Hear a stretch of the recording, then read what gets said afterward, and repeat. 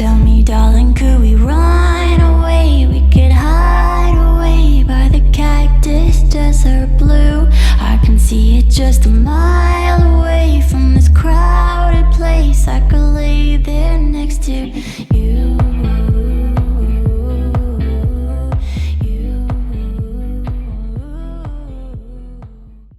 Hey friends, welcome back to our channel, Best Freaking Friends Forever. Thank you guys for subscribing or tuning in. If you guys want to leave a comment below for us, what do you guys want us to talk about next?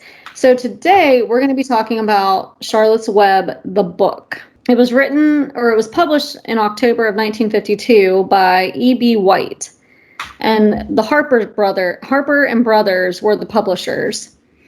And it was illustrated by Garth Williams. I didn't realize it was that old. I mean, I know it's been around for, quite a while, because obviously being in the education field, it's used all the time in the upper grades, just because, like we talked about, it's vocabulary and it's readability for most kids. Mm-hmm. Yeah, I know my teacher in first grade read this to us. Mm-hmm. It's a good read aloud, and I know the fourth graders that I work with, they read it, and they always look at my billboard. I have my bulletin board in my room, and I had like the cover of the book on one of my bulletin boards. Oh, I bought this when I babysat. I bought it. My plan was to read it to the kids, and I had read it because I had started it like in the spring, because my plan was to read it and then we would watch the movie, and then summer hit.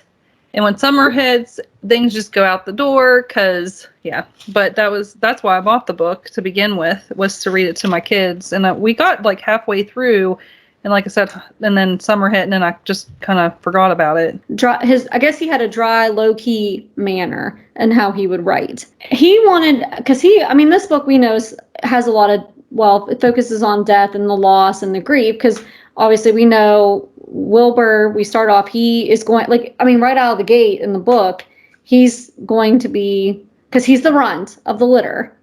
And right. So being a farmer, the dad, Mr., Arable, is going to take care of him because he is the runt and you can't do anything with the runt. So, of course, the daughter, Fern, finds out what he's going to do, and she stops him, and so he lets her raise him. Well, so there's a lot of death looming over Wilbur, obviously, because they always, they kill the pig or slaughter the pig for the Christmas or winter. Mm-hmm. And so they're born in the spring, and then they slaughter them in the winter. So Fern raises them, he grows older, obviously, and then he's going to be slaughtered. And so he meets Charlotte. Well, Charlotte kills flies all throughout the book. And Wilbur hates it. So, there's a lot of that in this book. That's why it's so dark. And then, of course, the ending, for all of those that don't know, Charlotte does die. Right. And he, gives Wilbur her babies. Well, and Charlotte, her whole mission is to save Wilbur's life, because he finds out, and he's very distraught, learning that he is to be butchered for the winter Christmas dinner. And so, Charlotte's like, calm down. Like, I can't handle you with, being like this. And so she devises this plan, and her plan is, the first message she gives them is some pig. In the book, it was saying there was people, because they win a medal at the fair, and they're saying, oh, well, a spider can't spell. Like, this had to have been a miracle.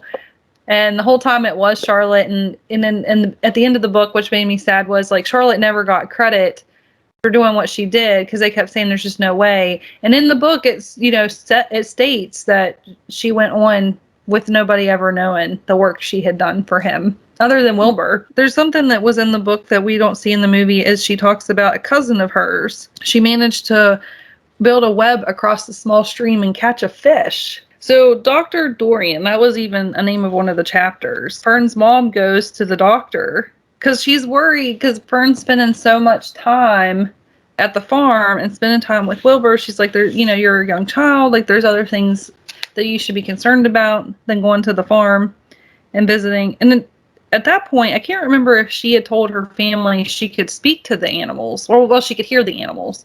Yeah, because that's what made her mom so concerned, is she was going and telling all about how they would all talk to her, and they had like they didn't really like Templeton. Yes. And she was telling them how they all really don't like Templeton at one of the meals. And her mom was like, who said that? And, you know, thinking, well, who's she? That's not a person. Like, she was like, oh, well, Templeton the rat. And she's like, because as an adult, she's thinking, well, rats do not talk. More right. concerned. And the dad never really doubted her. He was like, well, maybe we just can't hear them. This book was on the banned book list because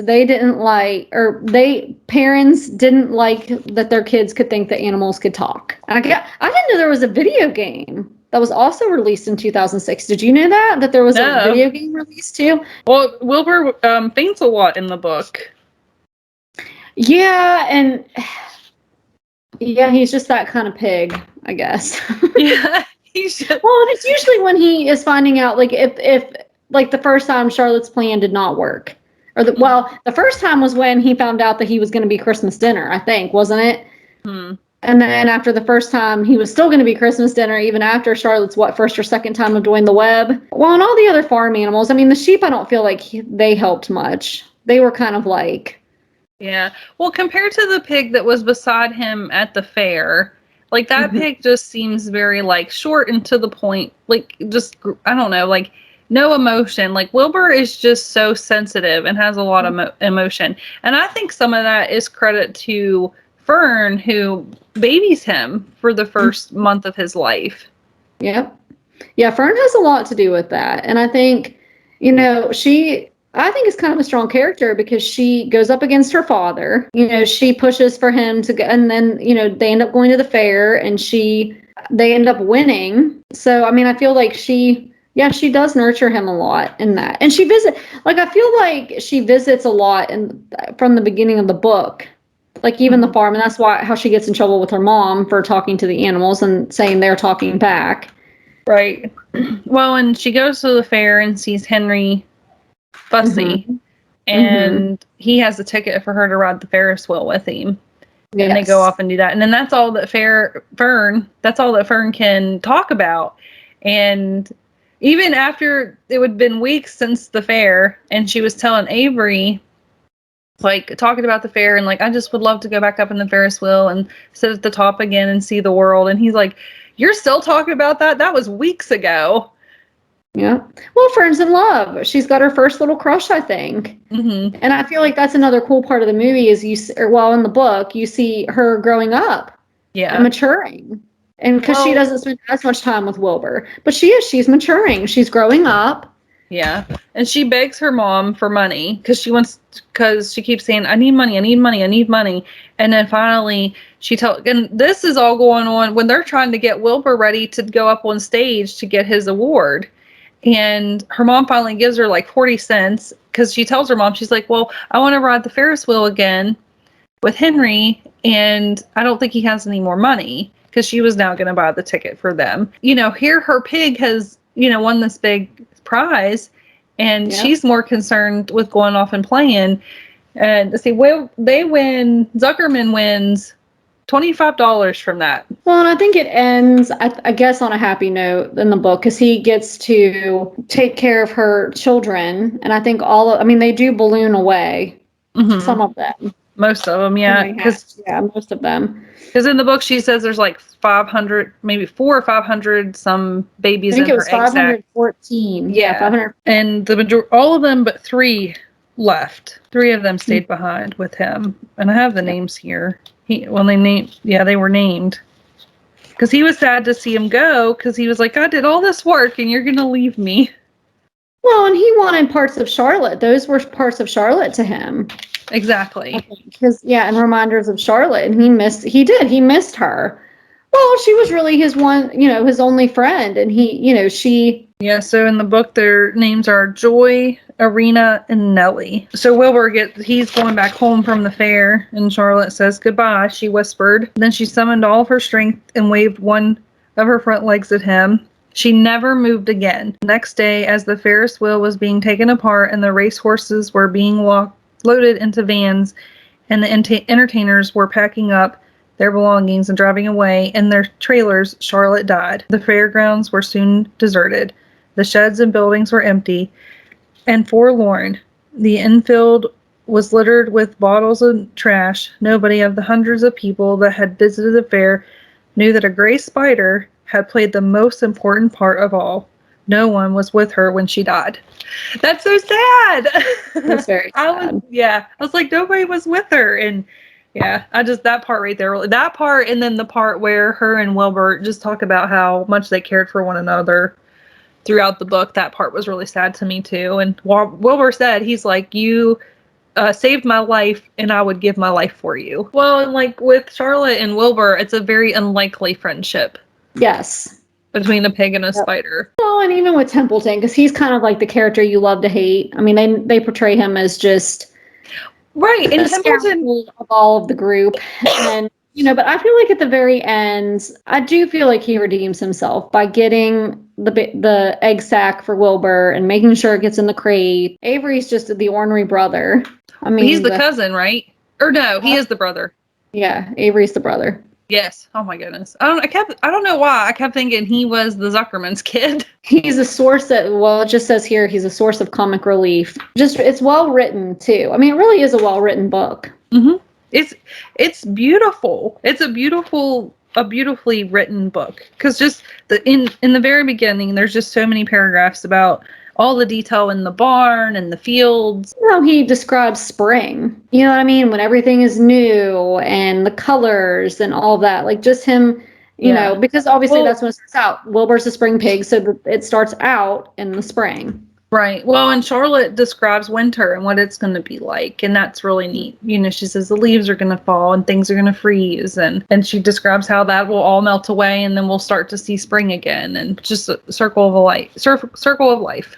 Well, yeah, because then you have all the new life on the farm, especially on a farm. There's all kinds of new life. Well, and I didn't know this either. In 2000, Publishers Weekly listed this book as the best-selling children's paperback of all time. Well, I would say, because you said it was made in the 70s? Mm-hmm. It was published in 1952. That was E.B. White's book, Charlotte's Web. We've decided that we wanted to do a book for you this time. If you guys enjoyed this episode and you would like us to do another book, let us know. It doesn't have to be like we did this because it'll go with a movie. It doesn't have to be a book that has a movie with it. So if you're interested in us doing another book, we kind of started out something simple because we did talk about Lord of the Rings at one point. We've talked about Where the Red Fern Grows. Of course, we did... Oh, The Outsiders? Yeah, The Outsiders. That has a book to it. We never did do the book for that. But yeah, if there's a book that you would like us to do, just like we did in this episode, let us know down below what you thought. Did you read this as a child? We'd love to hear from you. And until next time, I am Tiffany. This is my BFFF, Shelley. Join us next time, friends, for another great episode.